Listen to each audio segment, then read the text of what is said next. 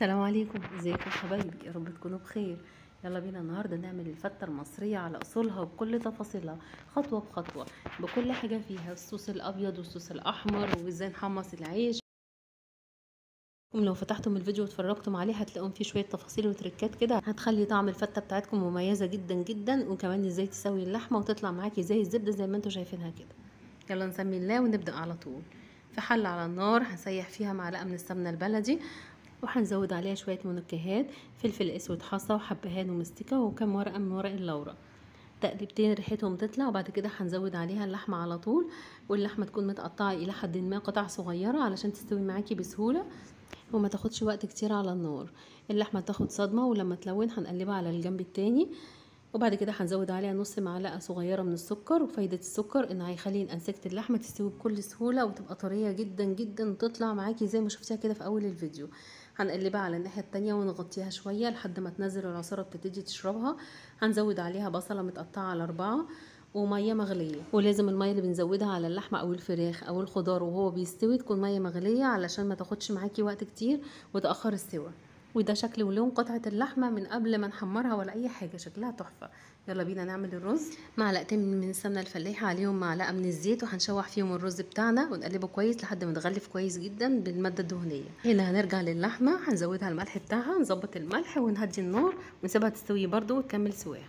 محضره ميه مغليه برده علشان نزود ميه الرز. كل كوبايه من الرز المصري عليها كوبايه وربع من الميه. بحب جدا الرز بتاع الفته ازود له شعره كده من الفلفل الاسود. وهنزود الملح نص معلقه مليانه من الملح على 3 كوبايات من الرز، وهنقلبه هنسيبه على نار عاليه لحد ما يبتدي يتشرب، وبعد كده نهدي عليه النار خالص، بس هنديله تقليبه علشان ما يلزقش في بعضه. يلا بينا نجهز الصلصه الحمراء.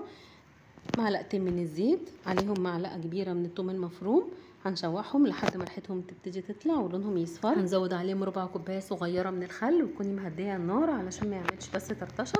بعد كده هنزود عليهم كوبايه من عصير الطماطم، وهنديهم تقليبه وغلوه بسيطه. بعد كده هنحط معلقه كبيره من معجون صلصه الطماطم وشويه بابريكا عشان بتظبط بس اللون، لكن ممكن طبعا نستغنى عنها. تقليبه تانية وعلى نار متوسطه هنسيبها تتسبك وتاخد غلوتين، وكده خلاص الصلصه بتاعتنا بقت جاهزه. نرجع نشوف الرز.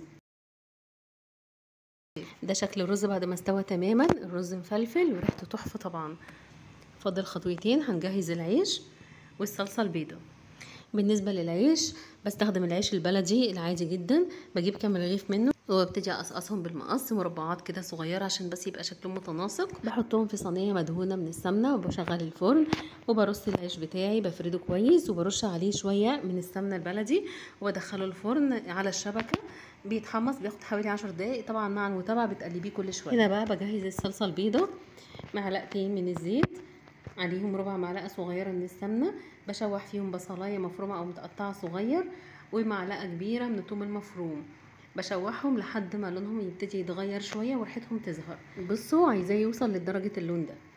بعد كده بزود عليهم الخل، ربع كوبايه كده برضو من الخل، وبزود عليهم من شوربه اللحمه، بحتاج حوالي لتر من الشوربه. وبزود الفلفل الاسود وشويه من الشطه وده اختياري، بس احنا بنحب الفته تبقى مشطشطه كده شويه. وبنديها تقليبه وغلوتين على النار. والصلصه البيضه دي هي اللي بسقي فيها العيش. كده خلاص كل مكونات الفته جاهزه، وده العيش اتحمص في طبق غويط شويه وابتدي اسقيه من الشوربه واديله تقليبتين كويسين لحد ما يتشرب كويس وياخد من طعم الخل والثوم والبصل. وعلى فكره التركيه دي مهمه جدا جدا، تخلي الفته بتاعتك طعمها مميز جدا جدا، جربيها هتنقل الفته في طعم تاني خالص. ده طبق الغرف، رصيت العيش وعليه الرز.